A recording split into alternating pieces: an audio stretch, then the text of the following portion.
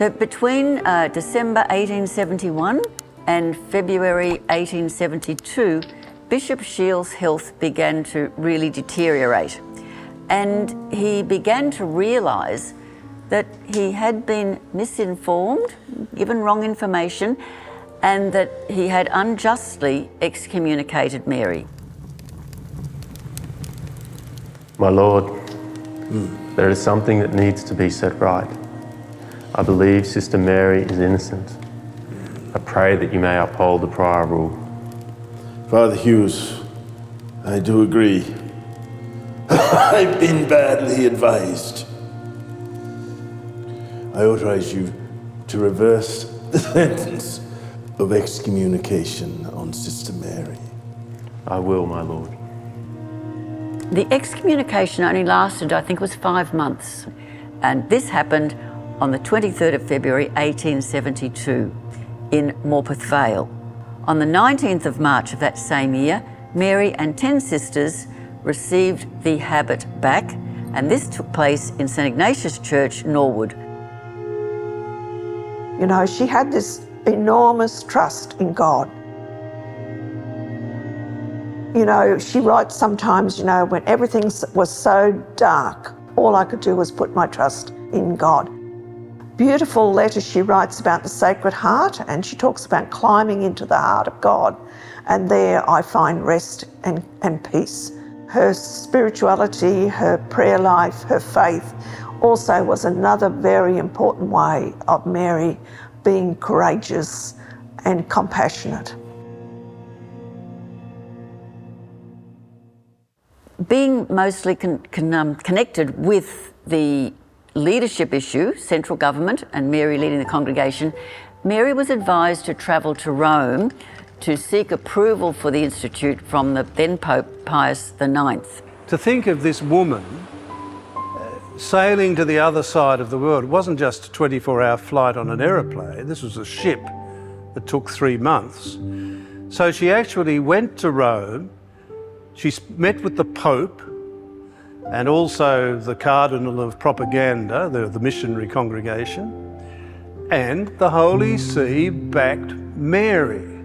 That was extraordinary, that they backed her and her approach to governance against the bishops.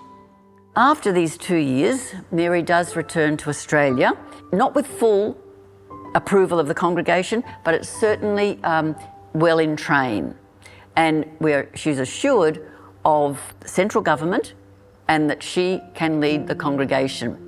Mother Bernard had been appointed Mother General, but Mary MacKillop really supported her wholeheartedly in her role as leader of the sisters. In 1888, Pope Leo XIII gave the final approval for the Sisters of St Joseph of the Sacred Heart. But when Mary gets back to Australia, things are still far from good. There was always this ongoing tension between the bishops that were in favour of her and the bishops who struggled with the authority she was given by Rome. Support of the Holy See, and reluctantly the bishops accept the decision that was made.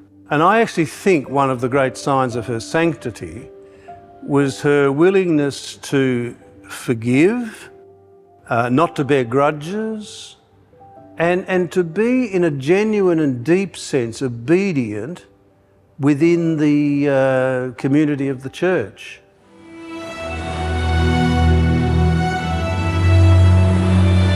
Mary was a great traveller. She really believed in her responsibility as leader for the welfare of her sisters.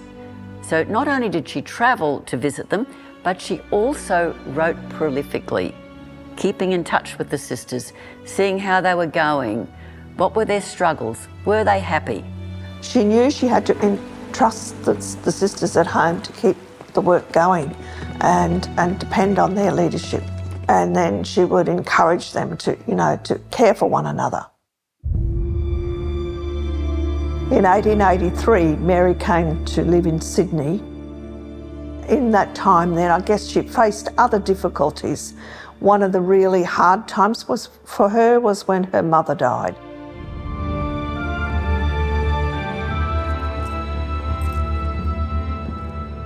And that was a very sad story because Flora was coming here to help Mary with the fate, really. And on the way, there was a shipwreck and Flora's body was recovered. And of course, this made Mary really, really sad. She writes a couple of beautiful letters at that time, one to her sister Annie and her brother Donald, and talks about the great sadness that had come upon her. Another very difficult time around that time was the fact that Father Julian Tennyson Woods also died. That was also another kind of difficult time for Mary, kind of holding all of that, as well as her own health was beginning to get frailer.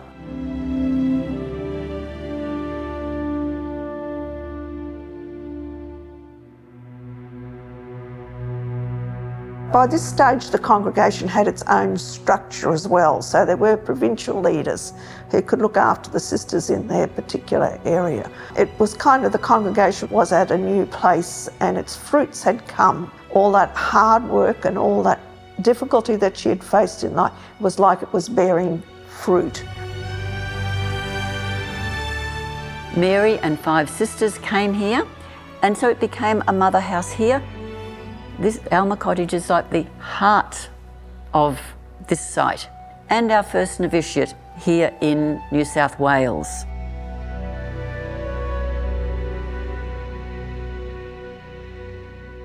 After the death of Mother Bernard in 1899, Mary is re-elected Congregational leader, or as they would have said back then, Superior General. Hello, Sister Mary. How are you? Oh, look, I'm very well, thanks be to God and His mother. That's my pleasure. Do you need anything? Oh, no. No. All right. In 1902, Mary is going to Aotearoa, New Zealand on one of her visits. While she's there, she's advised to go to the hot springs for her rheumatism. It wasn't long after that she suffered her first stroke. Mary comes back here to Sydney and continues her life in Alma Cottage and leadership of the congregation. Despite the difficulties of the stroke, she lost the use of her right arm. And keep trying. So kind.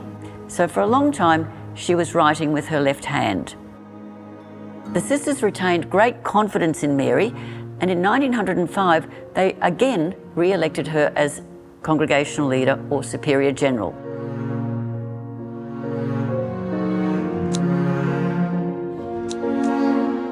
The last years of her life were spent here in a wheelchair, but it didn't prevent her from continuing to write or to see the sisters, encouraging them. In her very last letter and communication to the sisters, Mary left them with these words: "Whatever your troubles may be, remember who it is you are trying to follow. Don't be afraid. Bear with one another, love one another, and let charity guide you in everything you do."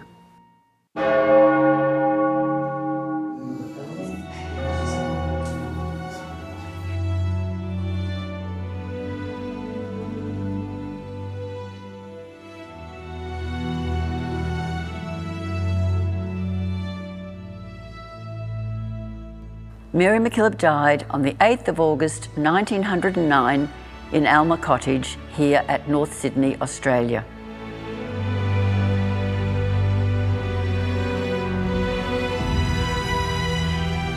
Around the days of her death was Cardinal Moran, and he said, "Today I have assisted at the deathbed of a saint."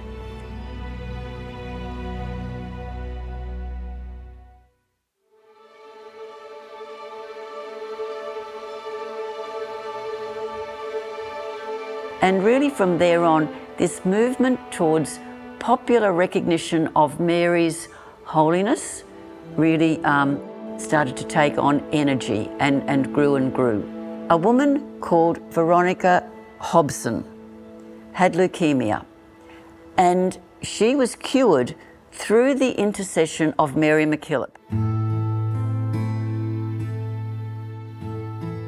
As Rome was investigating Mary's writings, and of course a miracle is needed for beatification, Veronica's was the case that was presented.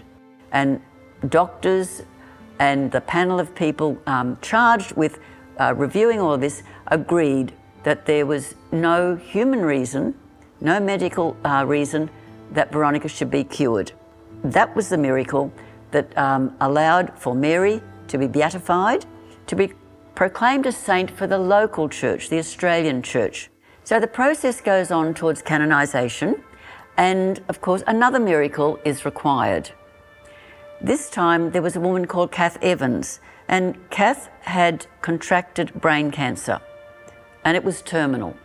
Through the intercession of Mary, the brain cancer disappeared.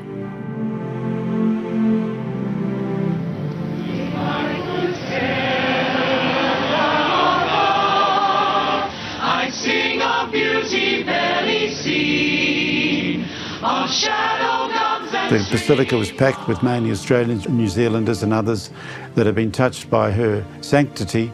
The Aboriginal and Torres Strait Islander people who Mary MacKillop had a great love of were there in prominence, and they participated beautifully in the liturgy, particularly in the procession.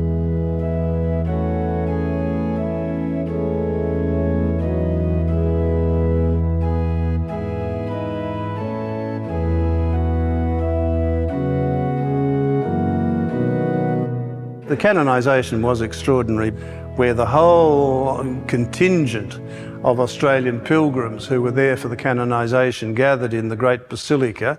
Maria MacKillop, in nomine Patris et Filii et Spiritus Sancti. Mary was called Sister Mary of the Cross. So the cross was to become an important theme in her life. And I think that's what you pick up when you hear Mary saying things like, you know, I feel like giving it all up. Obviously, she was feeling the weight of the responsibility of being the leader. That's what the Christian life is. It's certainly what the life of a saint is. They have seen the Lord. Now, she did. She didn't just see human need.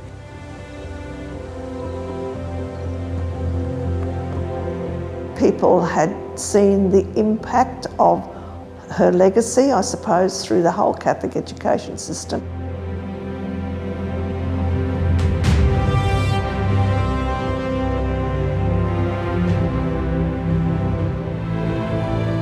She is somehow at the heart of this extraordinary achievement that we call Catholic education, that has been an essential part of the making of Australia.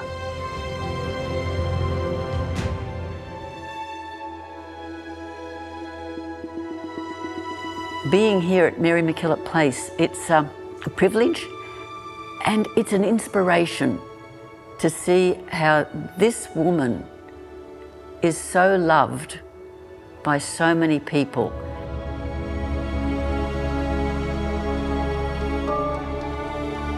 She's inviting us to step out with her and continue the work of God's mission in the world.